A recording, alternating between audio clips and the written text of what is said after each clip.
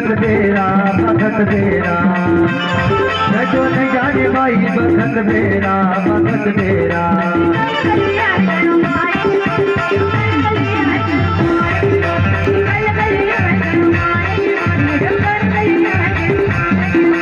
माहे के मारे तुरतुर तके मारे माहे के मारे तुरतुर तके मारे माहे के मारे तुरतुर तके मारे माहे के मारे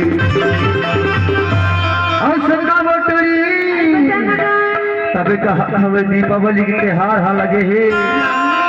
तभी कहा तो बताओ